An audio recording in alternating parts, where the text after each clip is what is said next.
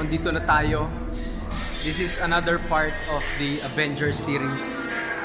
So, we're doing flat bench, incline bench, sternum pull-ups, calf raises, rows, and some side raises. So, laterals. Yeah, let's warm up. Piniprepare ko lang tong bench para makapagsimula na tayo. So, let's train. Let's go! So, tuturo natin sa'yo kung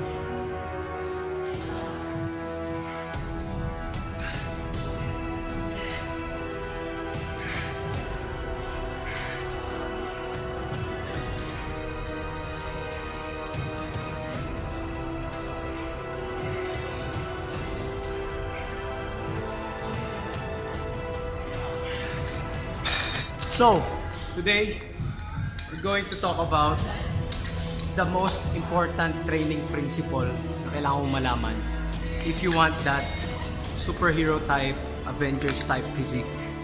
So, ano ba yon? That is progressive overload. Okay?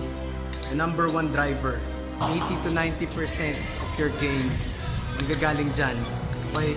Makikita mo ngayon, paano ko siya ginagawa, paano tayo nagpo-progress, and magugulat ka kasi hindi siya ganun ka-komplikado. Okay, warming up my rotator cuffs.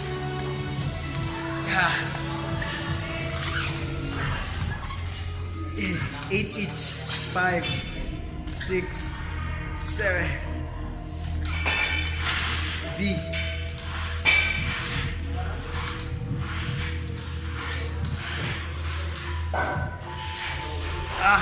Bench, let's go. So, progression, nakadepende yan sa body part na gusto mo i-bring up or gusto mo palakihin. Okay? In my last video, in my previous video, sabi ko nga sa'yo, kung gusto mo makuha yung ideal superhero type physique na yan, kailangan mo makreate yung V-taper, which is shoulders, the back, the upper back specifically, and the upper chest. Okay? Tapos balance siya sa lower chest. So, pag pinag-usapan ng lower chest, ang pinakapanalo dyan, in my opinion, is the flat bench. Okay? If you're not doing flat bench, then maaring develop na yung lower chest mo. Or kung hindi mo nahirapan ka i-develop, do the flat bench. Get strong on the flat bench. So, ang main principle lang nito is to get stronger. Strong muscles will always follow size. Okay? So, let's warm up on this bench. And papakita ko sa iyo paano natin tinataas or paano tayo nagpo-progress every week. Let's go!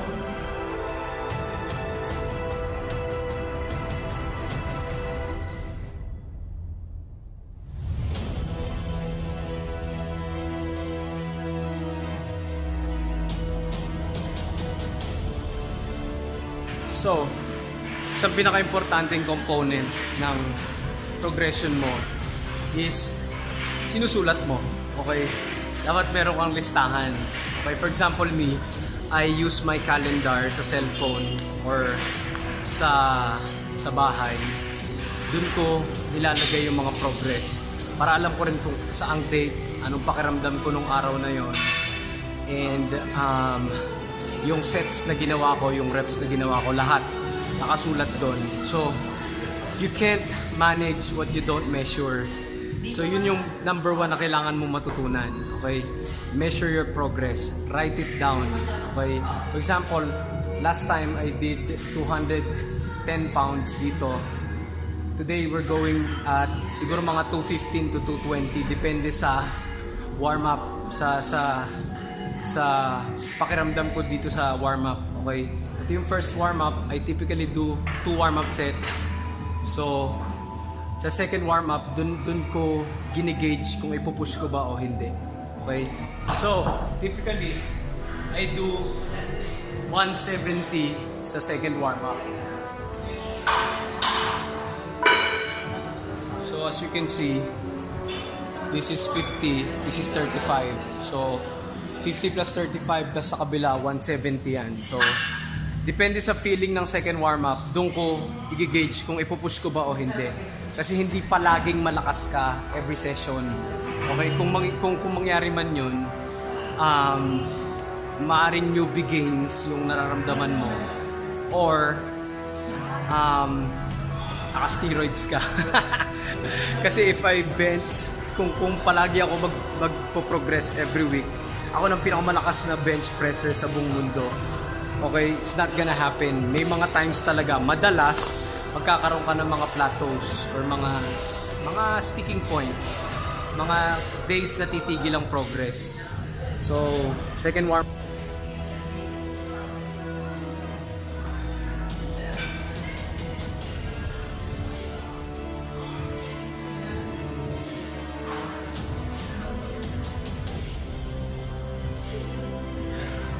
So, based dun sa bilis, dun mo babasihin yan eh. Sa bilis, sa pakiramdam ng weight, at the same time, sa mga body parts, yung pakiramdam niya sa body parts mo. Dun mo i-gauge kung pupush mo o hindi. So, yung set na to kanina, I think I'm ready. Okay. I think kaya ko ngayon ng 220. So, I'll do 220 for mga 6. Kasi 210 ginawa ko dati, 6 mahirap na. So, napakalaking progression nun pagka nagawa ko ngayon yung 220 for 6. Kung maka 8, di beast mode. Kung hindi, okay lang. So this is 170. 25 to. So, 170 plus 25, that's 50 pounds, 220 pounds, okay? So, I will use the same weights hanggang makaangat ako ng 250. Ang goal ko dito, 250, okay? And that's the point. If you're targeting to grow your chest, dapat may target kang lift or strength na standard para makuha mo yon. This is the superhero standard. Ito siya.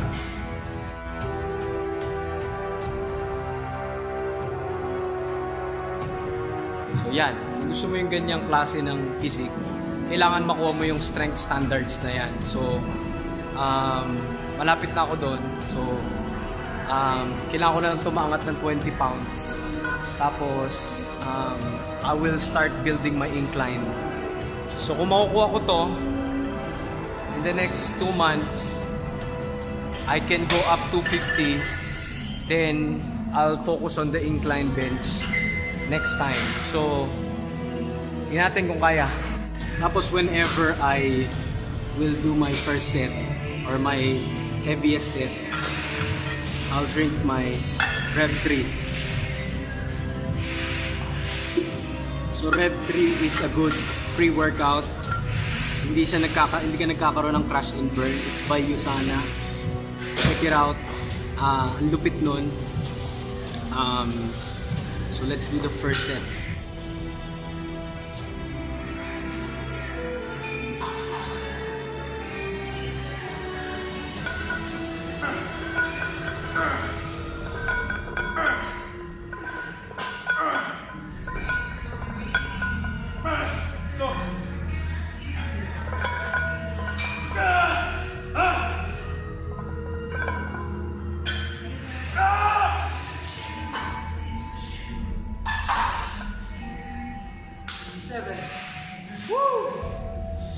Yeah, I got 7.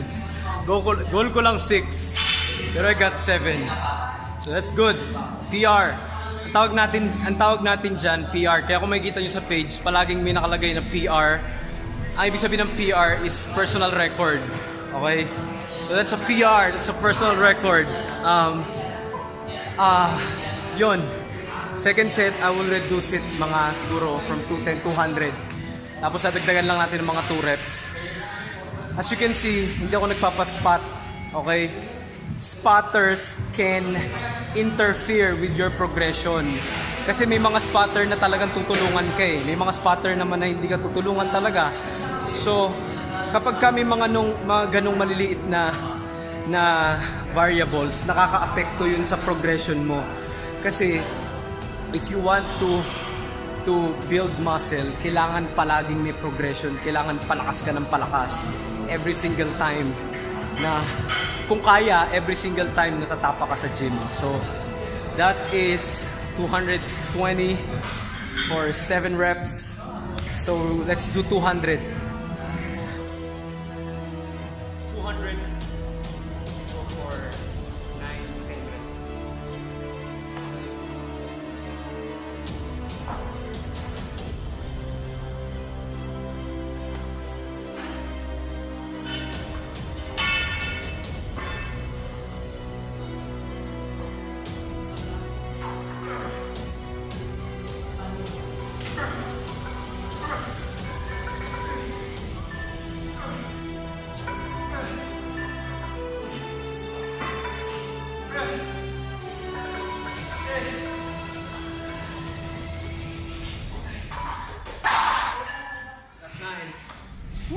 So, number 2 point, dapat you use the same weights.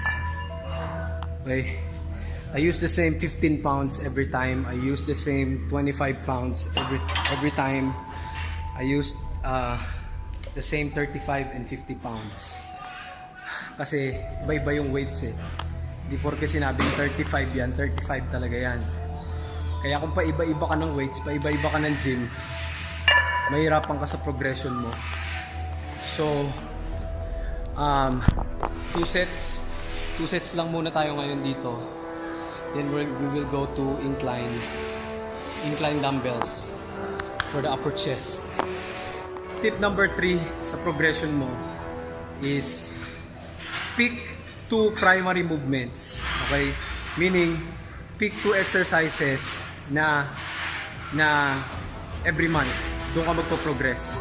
Ang reason dito kasi hindi mo kayang, kung natural ka, hindi mo kayang every body part i-increase every month or palakasin every month.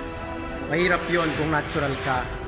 So, pinaka-manageable at pinaka-sustainable na kung pipili ka ng 2 exercises na dun yun yung palalakasin mo kahit yung iba hindi mo na lumakas. Okay, for example, priority mong i-build yung chest mo.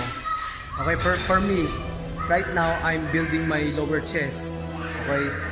And gusto ko balance yung lower chest sa upper chest. So, I also do incline work.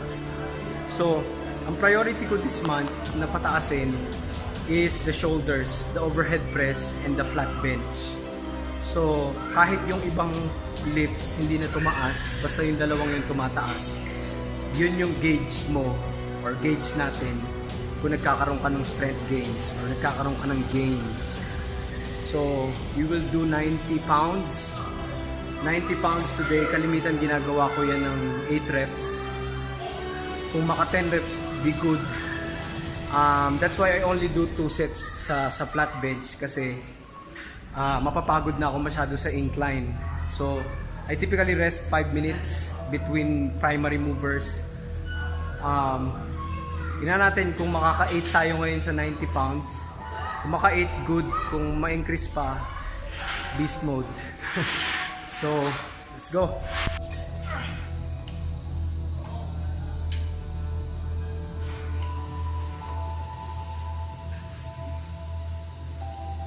Ako ba? 90. Check ko din.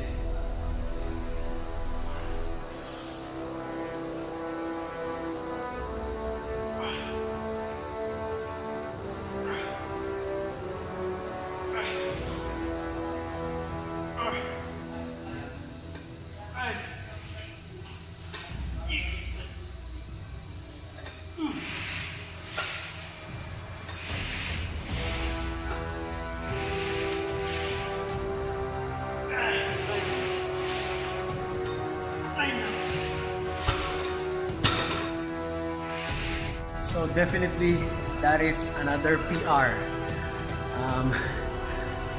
Kasi fresh, sabihin ng fresh, hindi ka pa gumagawa ng kahit anong set or kahit anong exercise before, fresh. Ang kaya ko lang dito 8 reps. Pero nagawa ko siya ngayon ng 9 reps after doing heavy flat bench. So that's how you progress, and tip number 4 is don't be scared. Okay?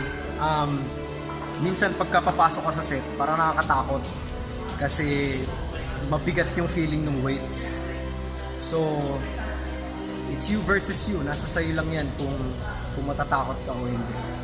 So, pagkahiga ko dito, medyo mabigat yung feeling nung nilagay ko na siya dito. Pero I didn't let that feeling hinder me from achieving yung progression na gusto kong mangyari. So, may ginawa silang studies dito na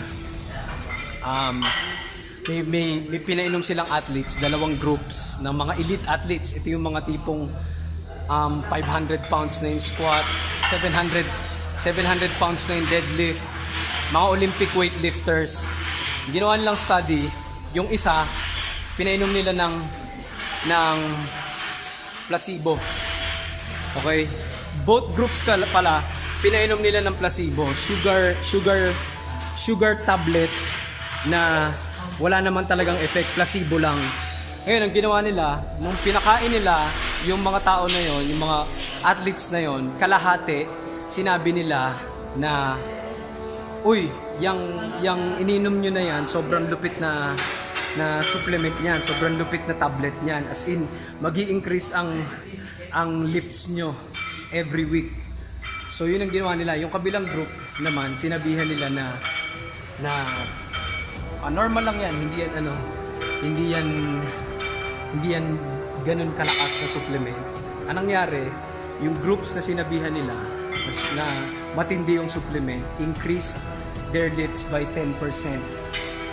Okay, kung elite athlete ka, alam mo to. Okay, increasing your lifts by 10% is a lifetime achievement. Okay, kung elite level ka na, 1 taon, 2 taon, 5 taon bago mo makuha yon. Okay, ganun yun yung nangyari, ganun kabilis yung naging progress nung sinabihan nila noon. Ngayon, yung kabilang group hindi masyadong nag-progress yung strength nila.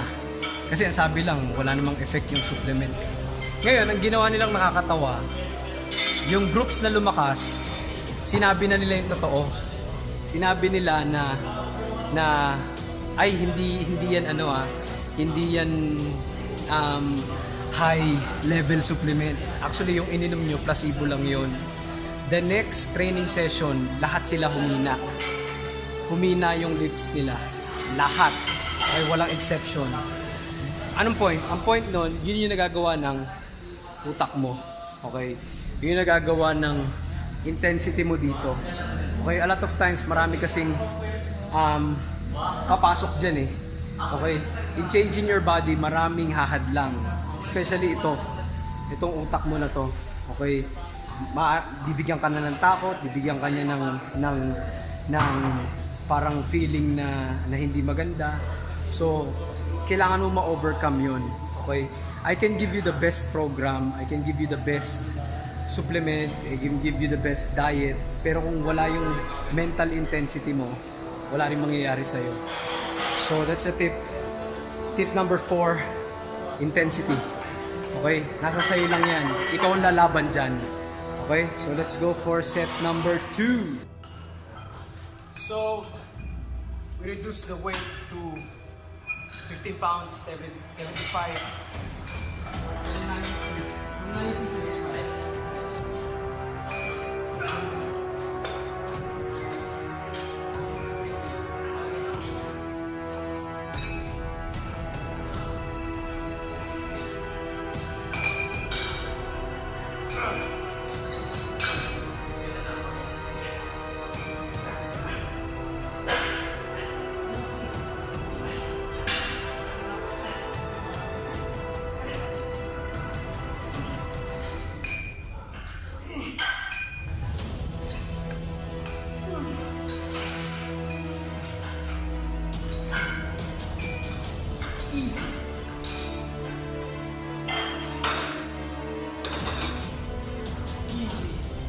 Tip number 5, don't do a lot. Okay? You're not kung hindi ka naka-steroids, kung hindi ka naka-performance enhancers, kung balak mo maging natural, you don't need a lot. But for example, I only do 2 to 3 sets on my primary movements and 2 sets on the secondary movements. So all in all, ang exercises ko lang per week, mga nasa 10 or less. Minsan 8, minsan 6 lang. So, focus on the big 5. Don't do a lot. Kailangan, if you want a great body, 5 lang kailangan mo. Okay? Pull-ups, bench press, overhead press, deadlifts, squats. That is the 5 key movements na kailangan mo i-master. Lahat ng exercises, diyan naka-base. Lahat ng machines, diyan nakabase. For example, nasaan na yun? For example, this machine, itong flat bench machine na to, nagawa dahil sa flat bench. Okay? Yan pull-ups na yan. Pull-ups, pull-downs na yan. Yung pull-downs na yan, nagawa yan dahil sa pull-ups. Okay, sa variation ng pull-ups. Itong machine na to, Smith machine, ginawa to para guided ang squat mo, guided ang bench mo. Ito din, base yan sa squat, ang leg press. So, if you master those movements, hindi mo na kailangan ng madami. So, I recommend focusing on the free weights, especially kung beginner ka. Focus ka muna doon. Well, unang-una, focus on body weights first.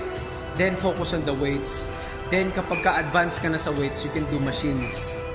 Okay? Kasi may mga nagagawa rin ng machine na hindi nagagawa ng free weights. Pero first, before you do any machine work, do the free weights. Kasi mas natural ang movement kapag free weights. Kaya dun sa mga nagtatanong bakit puro hindi ako gumagamit ng machine, alam mo na, I prioritize free weights because mas natural siya and mas sustainable. Kahit saan gym pwede mong gawin. Hindi yung may machine lang dito sa gym na to, sa next gym wala na. So, keep that in mind. So, we're going to do some pull-ups, weighted pull-ups.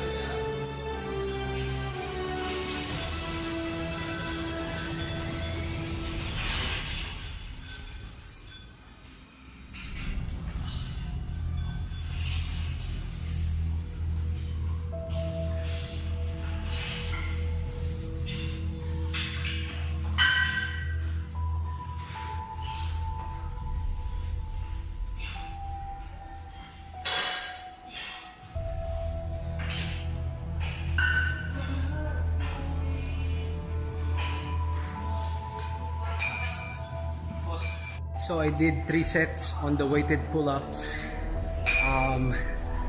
Yun. Ganun siya gawin. Pull the bar papunta sa chest mo. So, ginagawa ko yun. May iba pang variation nun na kailangan lang lumagpas sa chin mo. Kaya siya tinawag na chin-ups.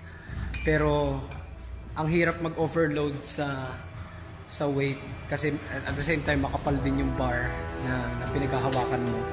So, kasi pag naglagay ako ng 100 pounds dito, baka dumulas na tong kamay ko dyan kasi makapal. So, what I did, I lightened the load and I increased the volume, number of sets, the number of reps. So, more or less, it will produce the same amount of hypertrophy or muscle growth. Total volume pa rin naman ang pinag-uusapan. So, para safe, at the same time, safe din, kumpara mo pag may dala-dala kang 100 pounds sa belt. So, yeah, let's go. We're going to do some calves and pulling movements, then shoulders, tapos na. So, we're going to do 80 pounds, 50, 15, so 80. Single leg calf raises for 10 reps, 4 sets. So ganito siya. So position ng padding wala dito, nandito. Directly katapat siya ng paa. So angat mo lang siya. Importante dito yung pause pababa. Yan yung pataas. Okay nang bilisan mo. 2 3 4 5, feel it. 6 7 8 9 10. So make sure na kahit pagod ka na or mainit na siya, tama pa rin yung form. Kasi doon na i-stimulate yung muscle fibers kapag ka tama ang exercise form mo. So never compensate the weight to the form. Kasi if you want to stay injury-free, natural, kailangan tama ang form ng exercise mo. So kahit pa ganito kaliit na movements lang, kagaya ng calf raises.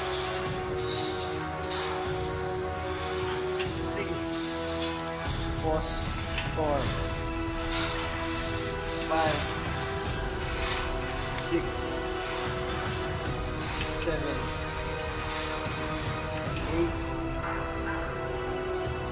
10. So I do non-stop pagkatapos ng isang leg naman. 4 sets na ganun.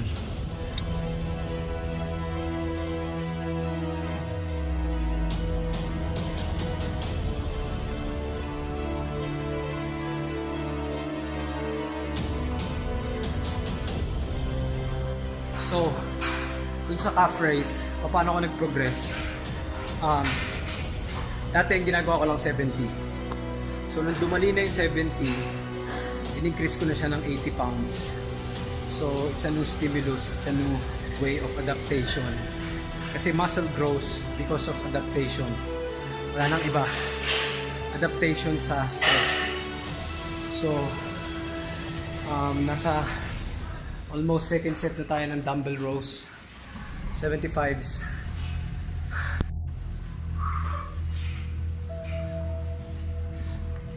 Imagine mo pag in any rowing movement, ang guide ng movement is elbows. Para kang may sisikuhin. For example,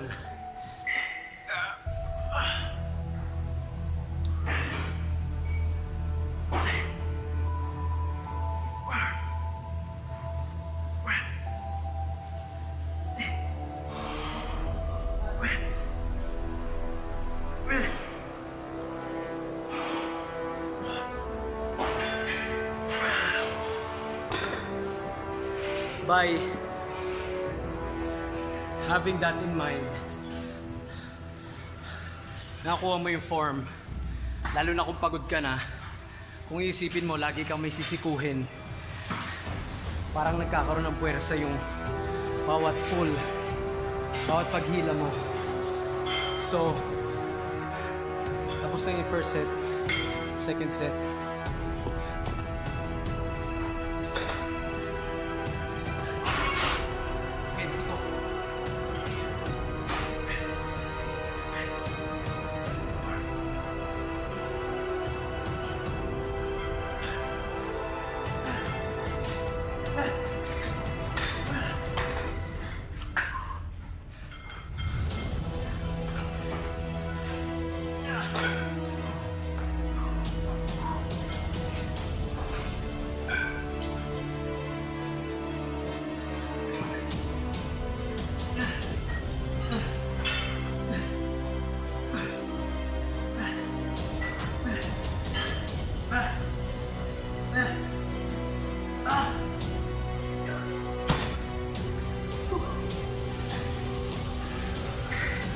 Another tip, ang goal ng kada training mo, as you can see, I don't use the word workout, I use the term training. Kasi by using the term workout, meron parang connotation na parang magpapapawis ka lang, magpapump ka lang. Kaya use the term training. Pag kasi training, ginagamit yan ng mga athletes. Pag sinabing training, may progression, may nangyayari. I don't normally sweat. My goal is not to sweat in training. Kasi hindi naman siya ganun ka-importante. Pero if you're training right, hindi ka papawisan eh. Unless malamig talaga, summer ngayon sa Pilipinas. So, the goal should be, ang pinaka-importante mong kailangan, ang pinaka-take away sa video na to is progression. Progressive overload. Lahat ng athletes ginagawa yan. Lahat ng nakikita mong elite ang katawan nila, ginagawa yan. Getting stronger every single time. Nagkataon lang na biased ako sa weights. Kasi weights is the simplest and the most straightforward. Mag-increase ka lang ng 5 pounds sa mga lifts mo. Alam mo ng progression yun eh. Unlike sa ibang sport, kagaya ng gymnastics, boxing, calisthenics, mahirap malaman kung nagpo-progress ka. May mga ways na sila, pero in my opinion, weight training, strength training is the best and the simplest way of progression. Kaya nga kahit ibang athletes sa ibang sport ginagamit to eh. May mga kilala akong basketball player nagbubuhat.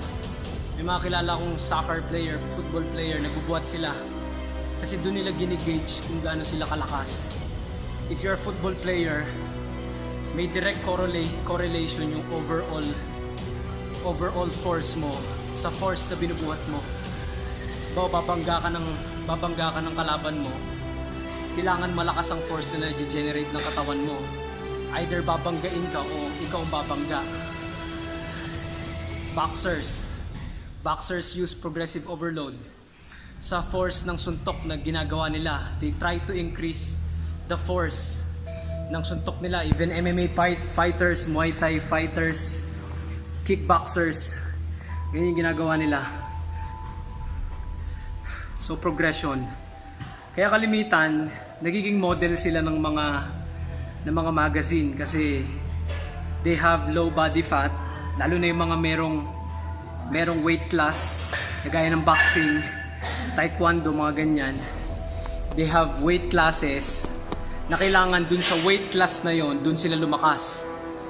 So, kaya kalimitan mo makikita ang MMA fighter, maganda yung katawan kasi ang bababa ng body fat nila, bababa yung weight nila, pero they can generate the most amount of force. So, that's the secret. Progressive overload. Every time tatapa ka sa gym, every time na magti-training ka, make sure lumalakas ka in sets, in reps, in weight, in form. Alin man doon. So, last exercise, lateral raise.